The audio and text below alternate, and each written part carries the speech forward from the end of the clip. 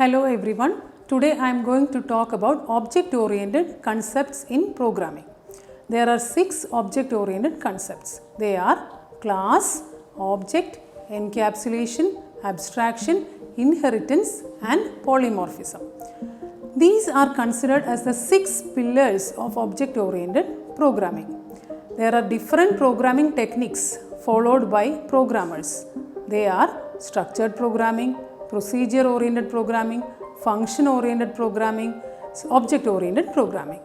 Of these, object-oriented programming is the most popular. That is because of these object-oriented concepts.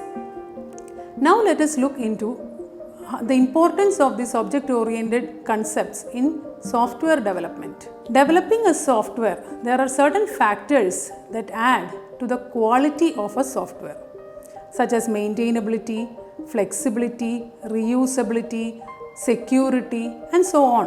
The object-oriented concepts play a key role in developing a quality software, such as class and object.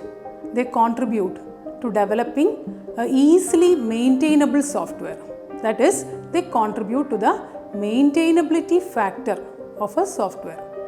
Encapsulation and abstraction, they contribute to the privacy and security of a software. Inheritance contribute to reusability of a software, and polymorphism contributes to flexibility of a software. So now we know these object-oriented concepts have a very important role in software development to determine their quality. Now let us see each of these object-oriented concepts in detail. Class. A class is a blueprint. It is a framework which helps to build objects. It is a logical entity. But a class has a name, it has features of its own, it has functions of its own, and it is an entity that is considered as a fundamental of object-oriented programming. Say a bank account. When you say a bank account, some structure comes to our mind. That is, a bank account has bank account holder name, account number, it has a type, it has a balance, and there are a lot of functions that can be performed on a bank account, such as deposit can be performed on a bank account, withdrawal can be performed on a bank account, you can display balance on a bank account. So there are a lot of functions. So you, me or any other person can have a bank account based on this structure, which will be different from one another. So bank account acts as a blueprint. So bank account is considered as the class. Now let us consider object. Object is an entity that brings class to life. That is, class is a blueprint and object is something that brings class to real life existence. So that is why object is called the instance of a class. Object can be physical entity or logical entity as well. When you say Anil's bank account, immediately you know Anil is a person who is having that bank account, and it will have a unique account number. It will have some balance, and Anil can perform a lot of functions on his account. That is, he can deposit money, he can withdraw money, he can display his balance and so on. So Anil is an object that brings the bank account class to real world existence. Now let us see how class is related to maintainability. Similar or related classes can be grouped or packed together, and this compartmentalization of classes contribute to the modularity feature. Modularity uses the technique of divide and conquer. That is, if you want to add a feature without disturbing other modules, you can easily add a new feature. If you want to delete a feature, you can delete a particular feature without disturbing other modules. So modularity helps in developing a easily or simply maintainable software. So by grouping the classes and compartmentalizing the classes, we can create a software that is easily maintainable.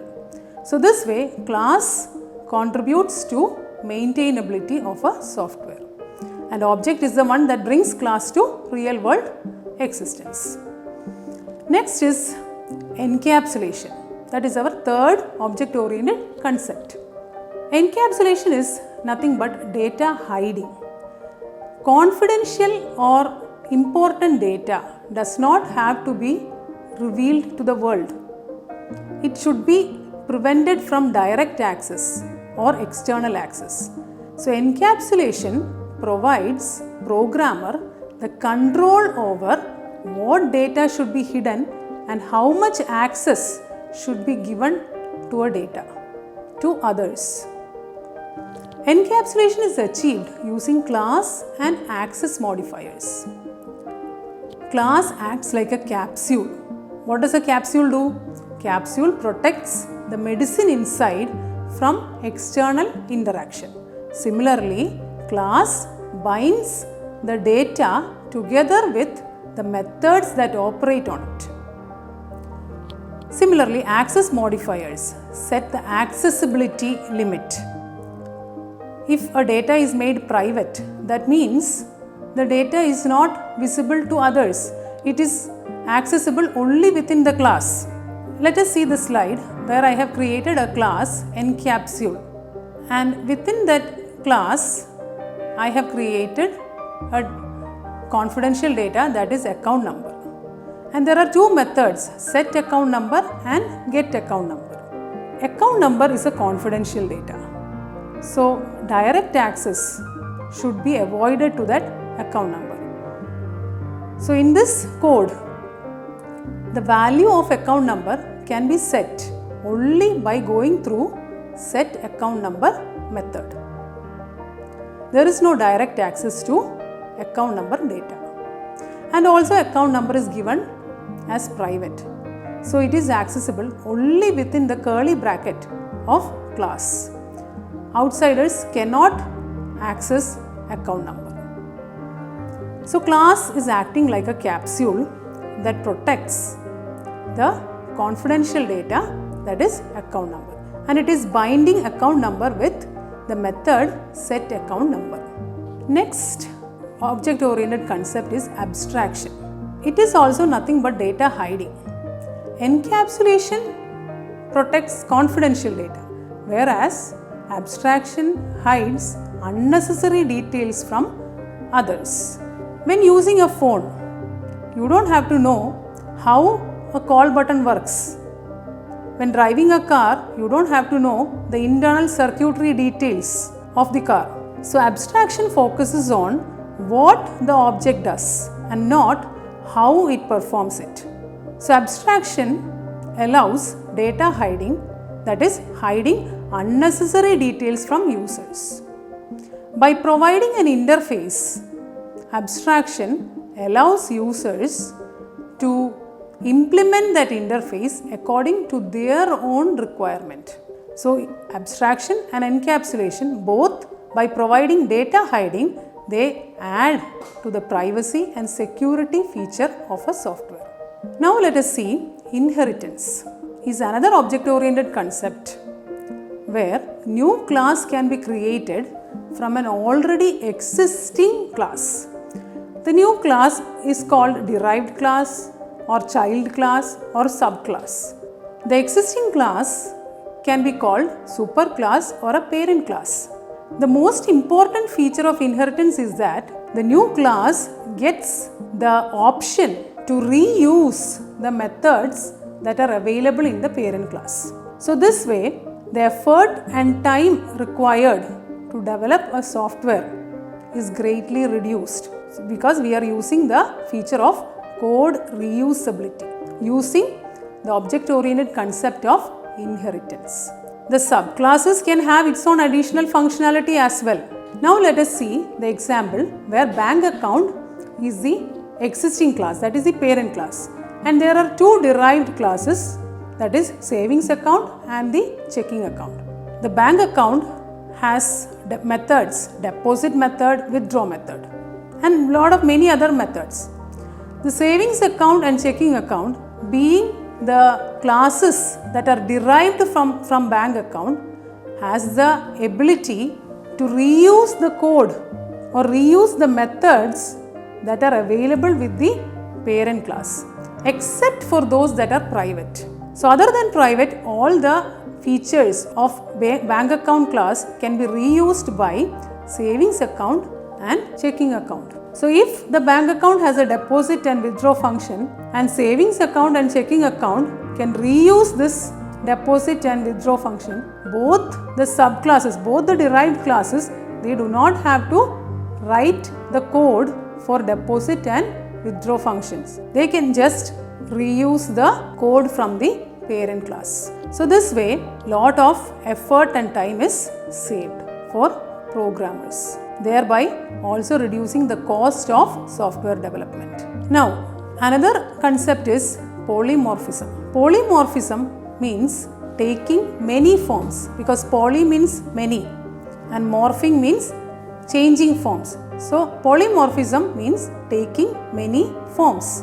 Now, earlier we said that through inheritance there is possibility that derived classes can reuse the code that is already present with the parent class. But there is a possibility that derived classes wants to do things differently. So through polymorphism, derived classes gets the option that they can do things their own way. They have the flexibility to do things their own way. So the same case of bank account and the derived classes savings account and checking account.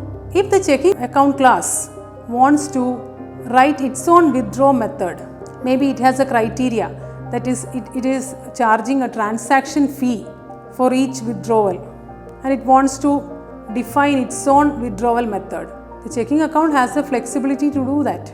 So checking account can override the method that is already present with the parent class. So this flexibility is provided through the concept of polymorphism. So we discussed about the 6 object-oriented concepts in programming, and these are the 6 pillars of object-oriented programming. There are different object-oriented programming languages available, like Java, C++, Python and so on. These object-oriented concepts make object-oriented programming popular among programmers because it is easy and simpler to develop a quality software. Hope you understood the topic. Thank you.